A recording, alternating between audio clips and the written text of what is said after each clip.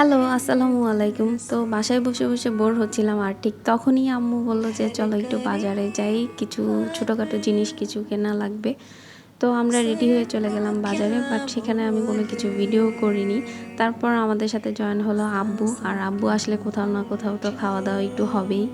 তো আমরা চলে গিয়েছিলাম অরোরাতে।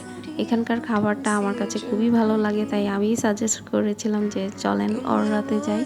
আমি আসলে নিজেকে অনেক ব্লেসড মনে করি, কারণ আমি এমন শ্বশুর-শাশুড়ি পেয়েছি তারা আমাকে কখনোই ফিল করায়নি যে আমি বাসা ছেড়ে এখানে আছি বা খারাপ লাগতে দেয়নি। আম্মু শুধু আমার শাশুড়ি না, উনি হচ্ছে আমার ফ্রেন্ডের মতো। আমরা একসাথে সব কাজ করি, শপিং, ঘোরাঘুরি সবকিছু একজন আরেকজনের সাথে শেয়ার করি। আসলে এইসব কিছু বলে শেষ করা যাবে না। আর এই ছোট, ছোট মোমেন্টগুলা আমি ক্যাপচার করে রাখতে চাই, কারণ পরবর্তীতে আমি যাতে এগুলা দেখতে পারি। তো আমি অর্ডার করেছিলাম পাস্তা। এখানকার পাস্তাটা আমার কাছে খুবই ভালো লাগে, কেন জানি না। ওদের টেস্টটা মানে একটু ডিফারেন্ট। আর আম্মু আর আব্বু নিয়েছিল সেট মেনু।